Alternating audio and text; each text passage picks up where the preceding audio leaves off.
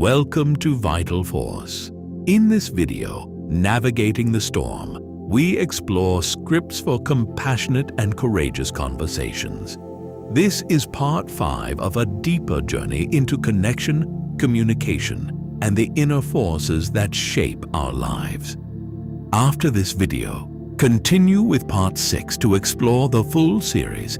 If this speaks to you, please like, subscribe, and follow along for more from Vital Force. Power of compassion. Compassion is more than sympathy for others. It is a deep, felt understanding of the suffering that touches all life. Having to be born is suffering. Anything that is born is subject to decay, old age, and death. No one or anything is exempt from this universal truth. Even our cars, homes, and phones will get old one day, and our sun will also die one day. To be born is to enter a world of inevitable change, aging, and loss. A truth nothing escapes. This shared reality, this unavoidable vulnerability, is the very ground from which true compassion grows. In our lives, we encounter pain in many forms. The mental sting of harsh words, the physical strain of illness, the emotional ache of separation from those we love. Recognizing this shared vulnerability is the root of true compassion. It connects us not with pity, but in a profound acknowledgement that to be alive is to be, at times, deeply hurt. This understanding softens the heart and becomes the basis for genuine kindness. Of course, this doesn't mean we must be disheartened by life. Life is precious, and it offers us the profound opportunity to live, learn, and grow. It is our responsibility to develop our minds and hearts to their fullest potential, and in doing so, gradually liberate ourselves from the pain of life.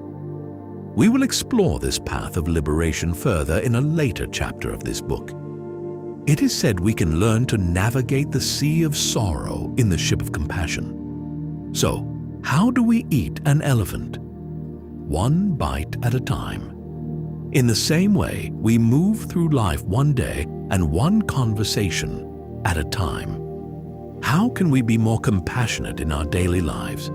We don't need to do something grand. We can start small, with a smile, by holding a door for a stranger, by listening fully when someone speaks, or by choosing kind words when we express ourselves. Every gesture that comes from the heart can brighten someone's day, ease their pain, and lift their spirit. And as we offer these small acts, we also nurture our own minds and hearts. Drop by drop, one day, they fill a bucket. Compassion begins with ourselves. We need to learn to be kind, to forgive our mistakes, and not to be overly critical or judgmental of who we are. It is okay to make mistakes. In fact, we must make them in order to learn. When we were children, our parents told us not to touch fire because it would burn. But did we truly understand? No. To really know, we had to touch it and feel the heat for ourselves. Only then could we say, "Now I understand." In the same way, we were told not to use bad words. But to avoid them, we first had to learn what they were. Mistakes are part of life. They are how we grow, evolve, and become better than we were yesterday. They are not failures, but stepping stones, each one leading us closer to who we are meant to become. Learn to be kind to yourself when you face difficulties in life. It is okay to be angry, frustrated, sad, or hurt. These feelings are part of the human journey. Allow yourself to experience them fully without letting self-judgment pull you under. Self-compassion nourishes your inner strength. Remember, you deserve the same care and understanding you would offer anyone else. Our suffering can connect us to others. Everyone experiences pain and hardship. By acknowledging our own struggles, we begin to understand that others, too, carry their own. This realization that you are not alone, that hardship is a shared part of being human, builds empathy. It reminds us that suffering is a common thread in the human journey, and from this understanding, compassion naturally grows for ourselves and for everyone around us. When we learn to be kind and compassionate toward ourselves, we naturally begin to extend that same warmth to others. We cannot give what we do not have. Compassion, like a garden, must first be cultivated within before it can be shared with the world. So how can we bring this understanding of compassion into our everyday communication? How to express with compassion. As we discussed earlier, expressing ourselves clearly and completely is important. While we should speak freely and without fear of others' judgments, it is equally important to learn to express ourselves with kindness and compassion without causing harm. We can hurt someone with our actions, which take three forms: actions of the mind, the body, and speech. We can harm others, and others can harm us through these three forms of action. If we lie or deceive, that is an action of the mind. If we hit someone or make a rude gesture, that is an action of the body. If we speak harshly or cruelly, that is an action of speech. We can harm others mentally, emotionally, and physically through our actions, and so can others. To express ourselves compassionately, we must learn to be mindful of our actions and to control them rather than letting our emotions take the lead. Disciplining our actions is not easy, but it is possible.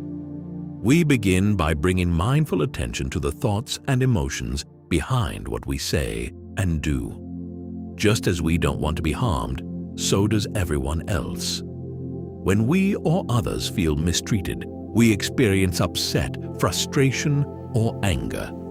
After all, no one wishes to hold these emotions, and this simple recognition can remind us to act with care. When others feel harmed or mistreated, they stop listening. And since listening is crucial to communication, without it, understanding becomes impossible. When we stop listening, our relationships and communication weaken. Therefore, in our conversations, it is vital that we learn to communicate in a way that does no harm, so that others can truly hear us, and we can sincerely hear them.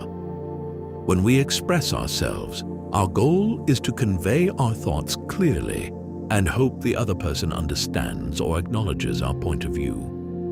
When we cannot achieve this, it's natural to feel frustrated, angry, or even hurt. When we get angry, it becomes difficult for others to hear us.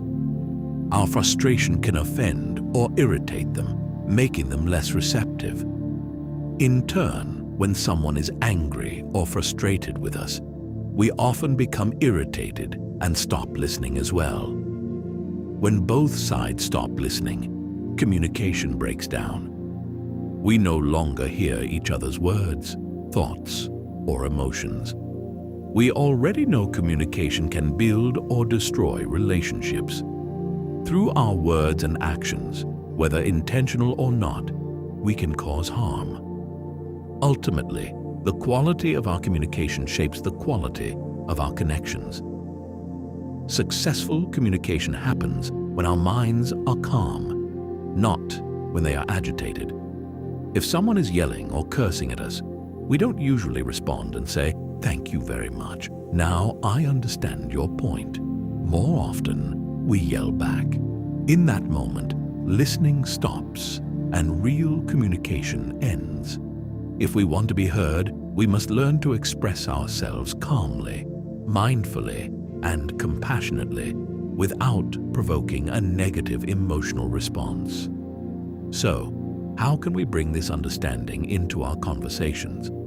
For practice, let's choose a difficult subject, one that carries emotional weight and isn't always easy to talk about.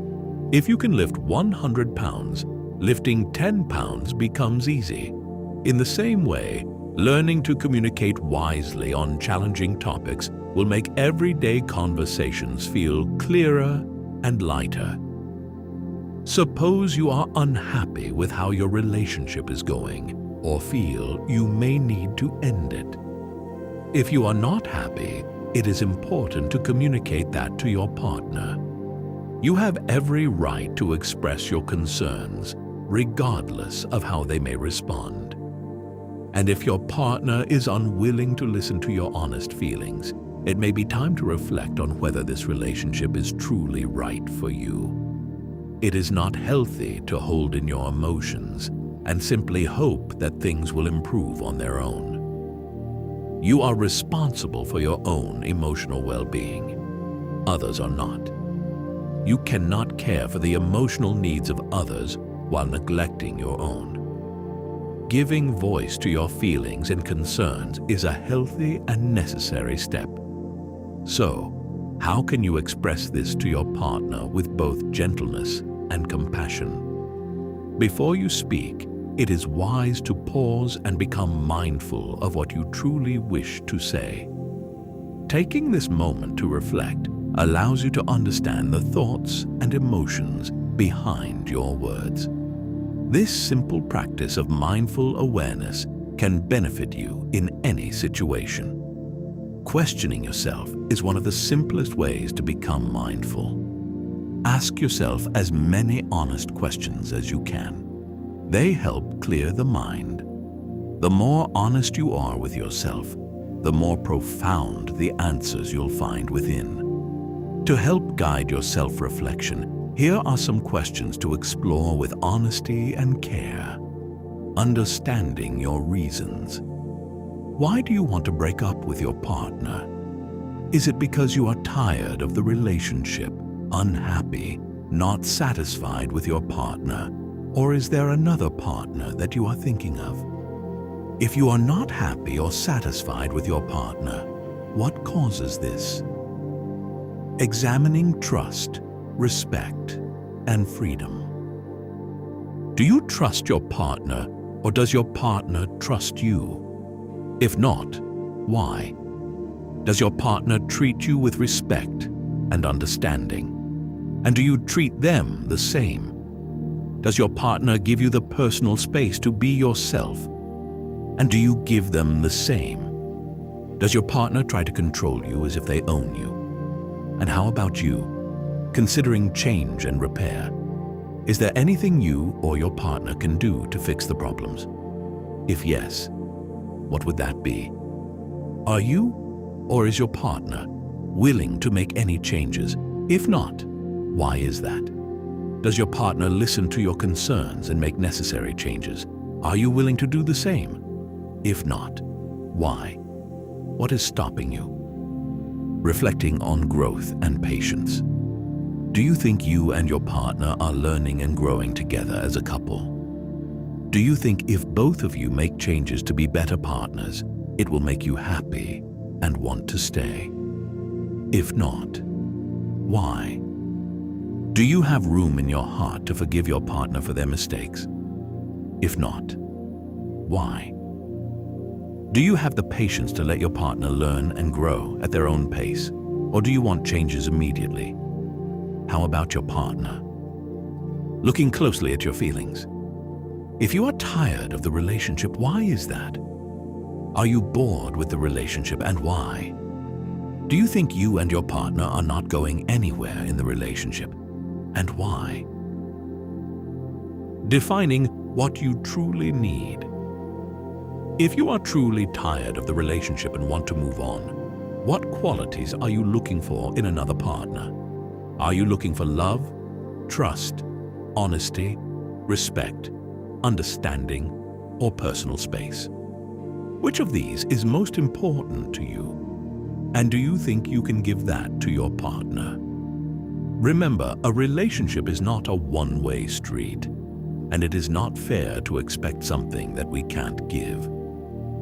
Checking your motivation. If you are leaving this relationship for a new partner, are you motivated by lust or from your heart? You know, lust is temporary, and true love never fades away. Once lust fades, you will feel empty again. Don't be discouraged by this list of questions. It may seem overwhelming, but the more you ask yourself, the more answers you will find within, and the clearer and freer you will become. Once you've become mindful and clear about your intentions, the next step is to communicate them to your partner with respect, care, and compassion.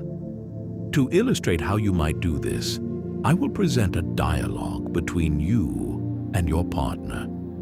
I will speak as if I were you, so you can see how to express yourself both clearly and compassionately, with full respect and care. We will explore 3 common scenarios where you might feel unhappy with your partner, and then discuss how to approach the conversation if you decide to end the relationship.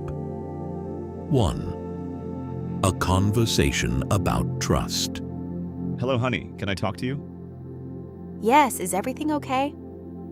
I'm not sure, but I want you to hear me out without getting angry. Do you think you can do that for me? I'll try. What's going on? I feel like we're not the same anymore. Like there's a gap between us.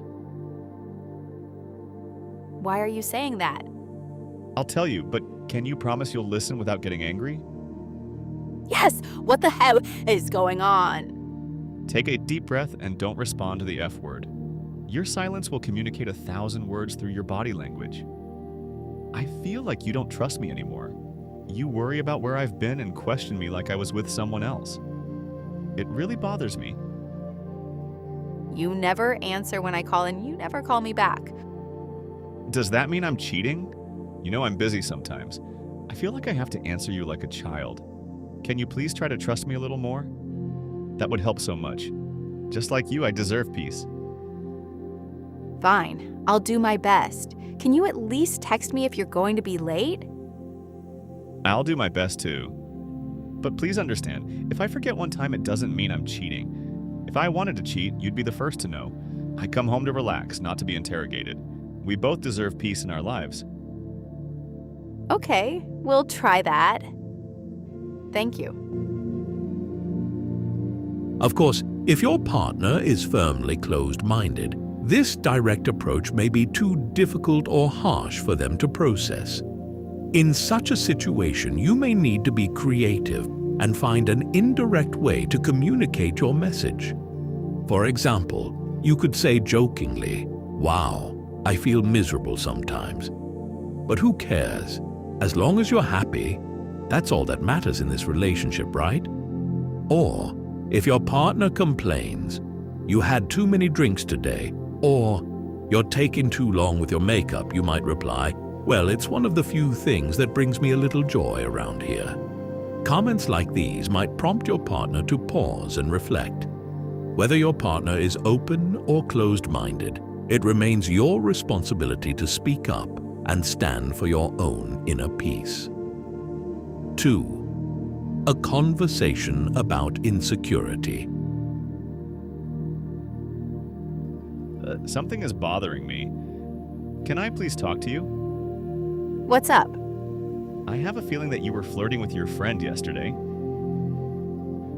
What the hell are you talking about? That was my high school friend, and we are good buddies. What makes you think that? Well, your body language told me that it was more than a friendship. Did you have something with him or her in the past? Or do you like him or her? No, I think you are jealous. Come on. I think you need to grow up. Yes, I'm trying to grow up, but this makes me worry more. If you are flirting in front of me, who knows how you behave when I'm not around? Oh, really? How about that day at the party? I saw how you were flirting with your friends, but I didn't say anything. So, just because you didn't say anything, should I be quiet too? No. So now it's me who was flirting. Why didn't you say anything earlier? Because I didn't want to get you upset or mad at me. No, if something is bothering you, you need to talk to me right away. Don't wait until later. Okay, I will do that. No, I was not flirting. Maybe I was drunk. So you were flirting? And now you are blaming it on the drinks? No, I'm not. What I'm saying is I don't remember flirting. Oh, that's very convenient for you to say. No, I did not flirt with anyone, and if I acted that way, I'm sorry. Okay, I forgive you, and I'm sorry too if I hurt your feelings. So, you were not flirting? No, I was not. Okay, fair enough. But can you please do me a favor? Next time, if you feel insecure, can you please talk to me about it instead of holding it in? You know, if you hold it in, little by little, it can harm our relationship. I don't want that to happen. Yes, I understand, and I will. Thank you very much. 3. A conversation about control. Can I please talk to you? Yes, is everything okay? No. That's why I want to talk to you. What's going on? I'll be honest with you, but can you please listen to me without getting angry? I'll try. No, don't just try. Make an effort to hear me out. Okay, You know, you always tell me what to do and boss me around too much. It's very frustrating. It hurts my feelings and makes me feel like an idiot. well, you always mess things up. What do you expect me to do? Stay quiet? Here you go again. You know I'm an adult, not your child. I can do things on my own without you telling me all the time. I managed my life just fine before I met you. I'm sure you did a lousy job. Look how many times I had to remind you to buy those plane tickets. You waited until the last minute, and we ended up paying more. You know what? I don't think you're getting my point. Maybe we should wait to talk about this until you're in a better mood. No, I'll be calm. Let's continue. Am I wrong about paying extra? You're right about that. But maybe I wasn't motivated to do it because you were nagging me the whole time. Well, if I didn't nag, maybe you'd never have bought the tickets and we would have missed our vacation. Listen, I know we're married. Just because we're married, does that mean you get to own my life and dictate my every move? No, but we have to work together as a couple. Yes, that's exactly my point. We have to work together. Criticizing me all the time isn't working together, it's working against me. Yes, I mess up sometimes, but yelling and trying to fix me doesn't help. It demotivates me. Instead of yelling and dictating, you could calmly suggest, "I think you should do this, honey." Then I might listen better. That's what I call working together as a couple. Can you do that? Yes, I think so. I'm sorry. That's okay. Thank you for listening and understanding.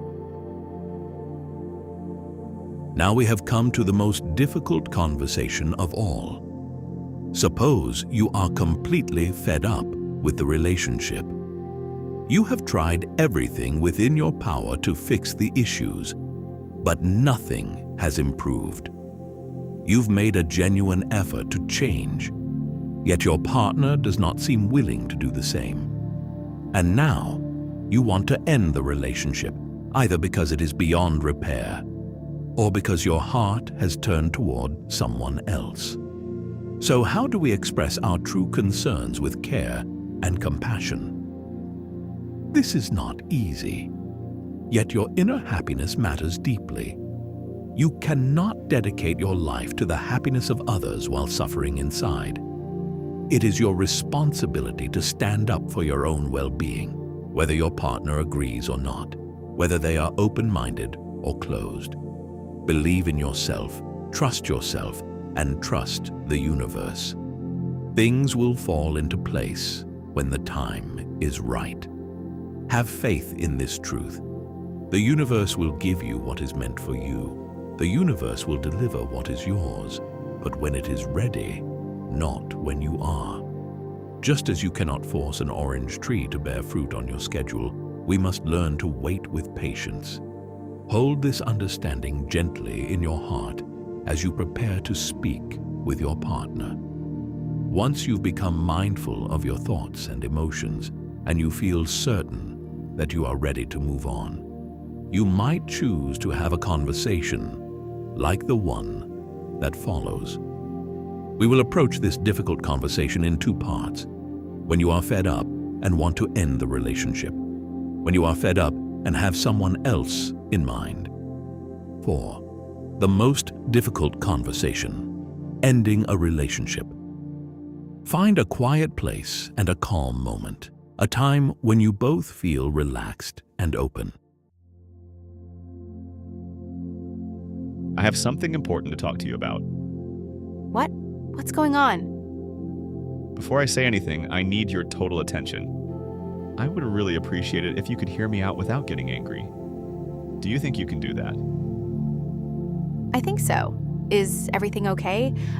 I've been thinking a lot lately. We've tried so hard to make this relationship work, but honestly, I don't think we're getting anywhere. We still argue and fight all the time. This isn't healthy for either of us. For our own happiness and peace of mind, I think it would be better if we took a break from each other. What? What the fuck are you talking about? Do you have someone else? Pause. Hold your fire. Stay calm. This reaction is natural. No, I don't have anyone else in mind at the moment. I'm just tired and I don't have the energy to fight and suffer emotionally anymore. Then why bring this up now? Tell me the effing truth. I am being truthful. I'm not interested in dating anyone right now. I just need some time away from this relationship, for my own sake. Are you fecking out of your mind? We've been together for so long. How could you do this to me? I'm not doing this to you. I have given you many chances to work on things and nothing has changed. I'm sorry, but there's nothing more I can do. I need to look after my own happiness. Okay, I'll get my act together. I promise. I've heard that before and I gave you plenty of chances. Enough is enough. I can't take it anymore. You can't do this to me. I've been loyal to you all this time. It's not fair. You've been loyal and I truly thank you for that. And I've been loyal to you too. But loyalty isn't the issue here. My inner happiness is. Oh, so you only care about your happiness. What about me? You're right, you deserve your happiness just as much as I do. But I don't think we can find it with each other. We've tried for years and we're not getting anywhere. What's the point of wasting more time? You're being so selfish and insensitive. I'm not. If it sounds that way, I'm sorry. I'm just trying to be honest. We both need to look after our own well-being. It sounds like you only care about your happiness and you want to leave me stranded and suffer. I don't want you to suffer. I want you to find happiness too. But it doesn't seem like we can find it through each other. We both are suffering in this relationship. You get upset with me constantly. That shows you're not happy either. You need to find someone who doesn't make you angry all the time, and so do I. Don't be so serious. I'll treat you better. No, sweetie. Like I said, I've had enough. I can't take this cycle anymore, and I have to find my own peace, and so should you. And our happiness is serious. We can't live together when we're both miserable. I don't feel complete anymore. I feel empty inside. Please try to understand. If you can do that, it would be the greatest gift you could give me right now. Are you sure there isn't someone else? No, I mean it. Not right now. I just need space and time to figure out what I want in my life. I guess I can't force you to stay if you don't want to. But I'm really sad and upset. I'm sad too. And you don't know how hard this was for me to say. It wasn't an easy decision, and I thought about it for a long time. We can't force each other to stay if we're not happy. That wouldn't be healthy for either one of us. But you'll always have a special place in my heart. I'll always be here for you as a friend, and you can always call me if you need anything. I love you. Thank you. That means a lot to me. I love you too. Now we will discuss how to have this conversation when you are fed up and have someone else in mind. If you are a man, be sure to examine your thoughts carefully. Make certain you are motivated by your heart and not by lust alone. If lust is your guide, you may simply be jumping from one fire into another. It is wiser to focus on lasting happiness rather than the fleeting kind. If you are a woman, be mindful of your partner's temperament. Some men carry a possessive nature, They may feel that being in a relationship gives them the right to control or own your life. If your partner has a bad temper, he may become aggressive toward you or anyone else he perceives as a rival. This does not mean you must stay silent or sacrifice your well-being for his selfish happiness. In such situations, it is often safer to find an indirect way to express your truth, one that protects your peace while honoring your need to be heard. Since we have already discussed how to communicate when you are fed up, I will now address the part where you need to talk about seeing someone else. Can I talk to you about something important? Yes, what's going on? I've been feeling strange lately. I don't know what's happening. I'm changing, and my feelings are changing. What do you mean? I want to be totally honest with you. You know I love you, but lately I've been thinking about wanting to date other people. It's wise not to mention a specific person. That could ignite jealousy and anger, which might end the conversation, unless your partner is truly understanding. What the fuck are you talking about? What's going on? Do you have someone you want to date? Who the fuck is this person? Can you please calm down and listen without getting angry? Can we talk like adults? No, there isn't someone I like yet. And you should appreciate that I came to you honestly instead of cheating. I do appreciate that. But who the fuck is it? Like I said, there's no one right now. I just have feelings for the idea of other people. So, just because you have feelings, you want to date others? Is that what you're telling me? Well, maybe I should have done this long ago too. That's not what I'm saying. We have issues in our relationship. I feel empty inside. I don't feel the same with you anymore. I want to date others to figure out what's going on with me. How could you do this to me? I've been loyal. Think of all I've sacrificed for you. Look at everything I've done. I know. You've done so much and you've cared for me all these years. I appreciate that, truly thank you. But that doesn't automatically bring me happiness. What I feel is what I feel. I can't control it. I think I need to explore and understand what I'm missing. Why do I still feel empty? Feeling something doesn't mean you have to act on it. I've had feelings for others too, but I didn't pursue them. I'm not blindly following a feeling. I'm not a fool. But this time, it's profound. I need to understand it. Maybe this feeling is telling me something is missing in our relationship. No, that's not fair. You can't do that. What? Are you telling me how I should feel? I can't even tell myself what to feel. Feelings happen naturally. Just like you didn't plan to get angry 15 minutes ago, but you're feeling it now. Can you tell your heart, don't be angry, be happy? No, you can't. Okay, don't try to be a smartass with me. Don't give me your philosophical crap either. I'm not. But am I stating a fact or not? I don't care. You can't do this to me, period. What? Are you trying to force me to stay and love you? Do you think you own my life? How can I stay when my heart isn't here anymore? Even if I did, would we be happy? If I'm unhappy, you'll be unhappy too. It would become a boring relationship. Oh, so now it's a boring relationship? I'm not saying you're boring. I'm saying it won't be healthy if we're both unhappy. Please let me be myself, like I've let you be yourself. Let me find my own happiness without you being selfish. You can't force me to stay to make you happy while I'm suffering. That's not fair. I'm the selfish one? Aren't you doing the same thing? I don't think you're hearing me. Yes, it might look selfish, but I have a right to find my own happiness just like you do. If you weren't happy with me, I couldn't force you to stay. That would be selfish. It is like saying, I don't give a damn about your happiness as long as I'm happy. If you truly love me, the best thing you can do is let me be me and find my own path. Whatever. I'm mad and I'm not happy. I'm sorry, baby. I'm having this conversation because I care about you and respect you. If I cheated without telling you, that would be wrong and disrespectful. Don't you agree? Yes, thank you for telling me.